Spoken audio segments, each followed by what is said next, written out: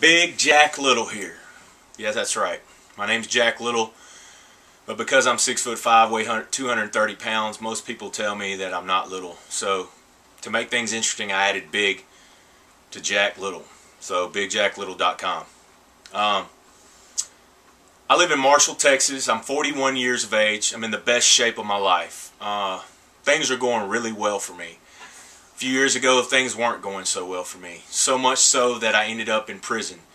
And most people ask me today, especially people out there that have wondered, you know, if you battle drugs and alcohol, because that was really what was hindering me from achieving everything that it is that I'm supposed to achieve in this life. It was one thing, and it was always the drugs and the alcohol. I always somehow, some way went back to it. So part of who I am is those experiences. Part of who I am today, part of what I'm about,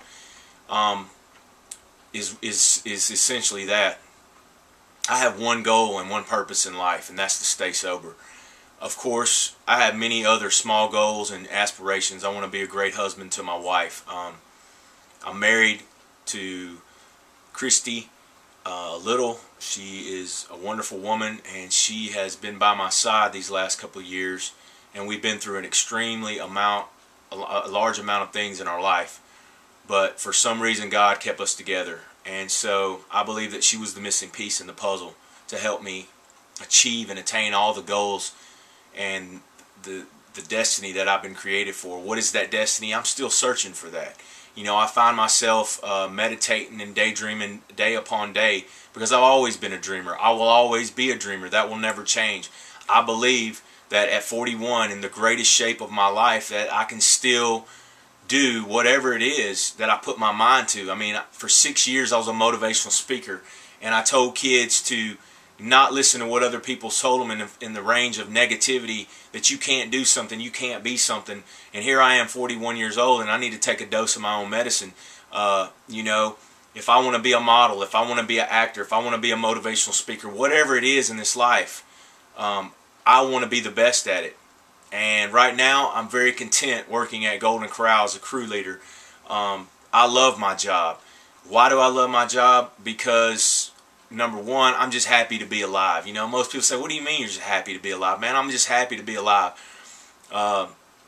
Almost a year ago, I was being released from the Texas Department of Criminal Justice. By the way, my number is 161-2026. There will never be another 161-2026. That number is ingrained into who I once was. I was a prisoner, man. I was locked up, man. I was being told what to do, where to do it, how to do it. And for the first time in my life, man, I wasn't getting out anytime soon. Yeah, I did like 3 months, and it got me right in the right direction. But I was looking at a 3-year prison sentence, and it changed me, man. It changed the way I look at things. It changed the way I approach. It changed my fears. I don't fear anything anymore. You know, I don't fear failure. I have been at the ultimate of failure, because when you find yourself sitting in a prison in Texas, it doesn't get any worse. There's only one place to go, and that's up. And that's kind of how I started approaching it. Well, they were like, man, you won't be able to get a job. You're not ever going to be able to do this. You're not ever going to be... I didn't believe that, man. You won't be able to get sober. You know, the one thing that changed my life and rings in my ear every single day, and I mean this from everything that comes inside of me, is during my last bout with drugs and alcohol, when it was bad, one of my ex-wife's friends, because her dad was a needle junkie, she looked at my ex and she told her, he'll never change. And I remember her saying that, man. I remember my ex-wife telling me that I would never change. You know, I got 3 kids I can't have anything to do with. I haven't seen them. They don't know anything about me, man. I'm sure it's all bad, whatever they do know. But the fact of the matter is, I'm here to tell you that people can change. Because I'm changing and ever evolving each day that I live. I know that there's something out there for me. What is it? I don't know. I can see myself doing things. And at some point, I'm going to get a break. At some point, I'm going to get a chance. I'm going to get a chance to seize an opportunity, and I'm going to take it.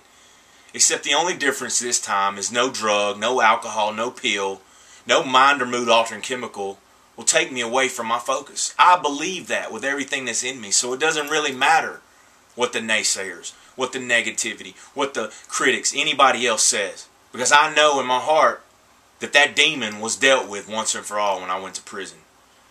There was a saying that I picked up along my road.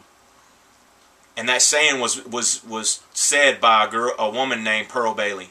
And she said, if you want to find yourself, you must face the truth. And when I read that for days, I literally felt like someone had hit me with a ton of bricks, because I had to literally start facing myself. And that's what I did. I faced myself. I looked at myself for who I was. You know, I did get sober for almost 2.5 years, but I relapsed. And it was like once I relapsed that last time, man, I never got it together, dude. I was living a double life.